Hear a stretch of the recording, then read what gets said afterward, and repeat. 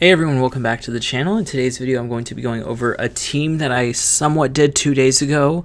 Eastside Pastor had sent us in videos of him using ALOLAN Grimer with Medicham and Deoxys in the back. I decided, you know what, let me try this team with ALOLAN Muk since I don't have the, well, I have the XLs for a Grimer, but I don't have Stardust. So let me see if this works with ALOLAN Muk. Maybe it'll help more people get to it since it's more readily available. Since you don't have to go to level 50. Anyways, if you haven't hit the subscribe button, and let's go ahead and get into the videos. So starting this video, I think I'm at 3285. I didn't see quite right there.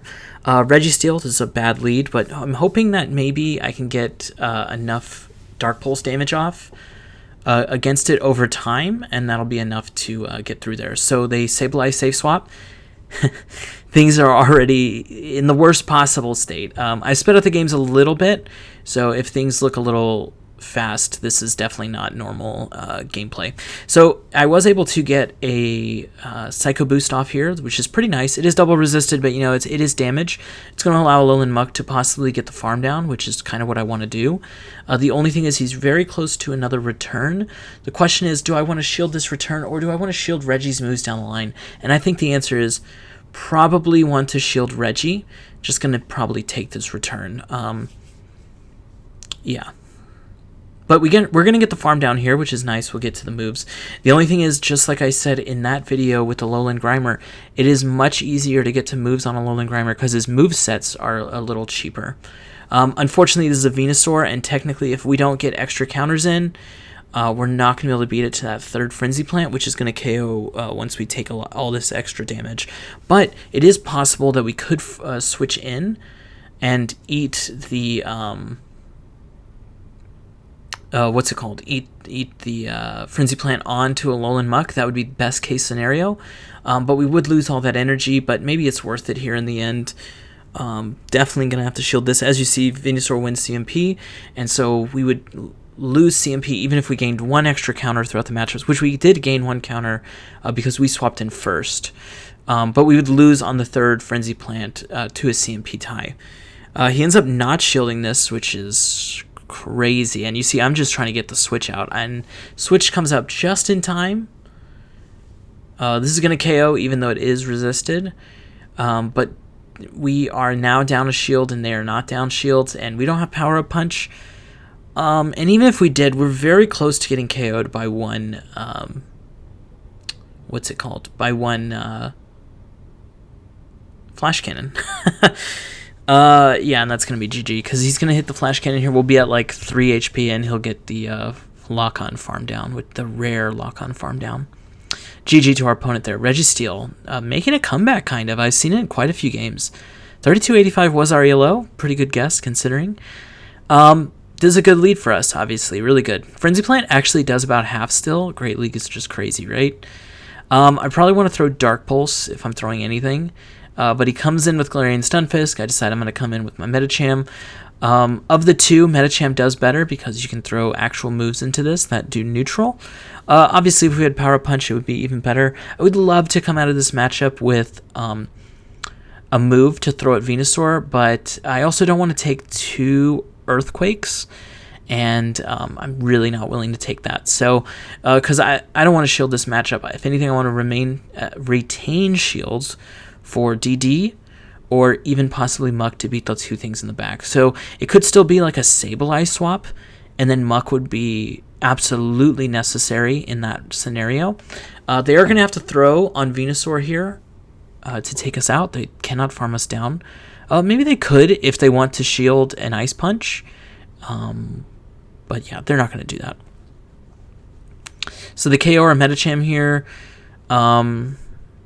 Yeah, oh, we really shouldn't be throwing the Sludge Waves. Oh my god. So definitely in the Venusaur matchup, throw Dark Pulse, because you're going to be doing enough damage anyways. Plus, if they switch into something like this, you at least have a chance. Now, this Bastiodon matchup is pretty easy. I'm not going to shield anything. I could Thunderbolt near the end if I decide that I'm too close to 100 energy, or if I want a farm down that's not the entirety of Bastiodon's HP. Interesting shield there. I guess I decide I want to double shield this. No, I go for a single shield, and then I can have one shield and go for the double Psycho Boost onto the Venusaur. Actually, going to be close to a triple Psycho Boost. No, not really. They are out of energy. I guess throwing this instantly doesn't make a lot of sense. They don't really have any farm. They used all their energy already. But, you know, I just want to throw them on cooldown anyways. I'm not going to shield anything that happens to the DD. And we'll just let it go. And, oh, switch is actually up, so I'm going to switch into this. I don't technically have to shield. We resist everything. And a Dark Pulse will KO from here. So, yeah, that is something to note, though. Definitely throw the Dark Pulse into the Venusaur. There's really no reason to try to one-shot it. You can actually just farm, which is going to be better anyways. Since you resist the move, you're not going to need to shield it as well. So, lessons learned. At least I'm thinking about that going into this. Technically, I still haven't done Go Battle Night yet. I just wanted to get all these videos out, or I wanted to record them while I had the chance before Go Battle Night and before the weekend, because I'm so close to that 30 videos over 30 days of August, or 31, I guess, that I just want to get all of these out and just get to that goal, even though the goal isn't necessarily anything big, but to me it's huge. So coming into the Pelipper matchup, Pelipper's actually really good against our team. I'm going to try to eat the next Weather Ball on DD. So I was counting in the games, probably one away and then a switch now. But I am counting in this game. Oh, I want a shield. Oh, I remember. I think he's 2 away now. And the problem is I'm 2 away and they'll win CMP, so I'll probably go 1 and then swap. They swapped freaking instantly. Holy moly. The only thing is, maybe they were trying to swap to catch a move as well. That was way too fast, right? That was a crazy swap. Yeah, because this would have been good against Grimer. Muck anyways. So yeah, coming in with DD. I'm just going to throw the Thunderbolts because I want my counter damage to still be good. But I will go for the Psycho Boost soon. Unfortunately, not soon enough. I'm not going to shield this. I think it's Rock Slide, though, and I think we will live. So I will get this. Yeah, Rock Slide does, like, nothing. I will get this Psycho Boost off. Luckily, Rock Slide had that nerf, like, 3 months ago, right? And then I'm going to have to come in Medi, which is actually fine because I have Ice Punch, right, for the Pelipper. They probably can't get to anything, not even a Rock Slide, but I wouldn't have shielded either way. Pelipper comes in. I think they're going to try to land the Hurricane, so I just throw right away. Not going to let them get to the move for free. I think they were 1 away. And then I don't know if he's trying to think that we have a Power Punch there, but pass it on the back, and that's just GG. Medi can just farm that all the way down. All right, Altaria lead. Not very used to this one, but yeah, it takes 7.5 seconds to get to a move on Altaria. It takes me 8 to get to this Dark Pulse. So, unfortunately, gonna have to shield this, I think, and maybe. Oh, I don't shield it. Oh, because I'm trying to incentivize him not to shield, and I want to go for this Sledge Wave to do a ton of damage. Let's see if they get the shield or not, though. I think either way, I'm gonna have to switch into DD. Okay. I think I still have to switch into DD. Yeah, get a little bit of farm here. They actually come in with Ferrothorn, which is a little weird, but it's kind of the same as G-Fisk, where I'm not really going to have too much to do with my charge moves, although Thunderbolt is only single resisted, so I'm actually just going to go for those. Psycho Boost also single resisted, but since I know this matchup's going to last a bit, I'm going to have time to go for one of each, or possibly this one and 2 Psycho Boosts if they get really greedy, but I don't think they will get greedy. I should have definitely thrown at this point, but then I decided I'm just going straight Thunderbolts. And I don't know if I live or not here, but we can definitely come in with a ALOLAN Muk if we don't live here, and now I'm regretting throwing this move, but you know what? We're done with this one. Maybe they'll come in Altaria and we'll get a little bit of that extra farm damage in. Altaria is pretty low. Actually comes in Azu. So this is tough.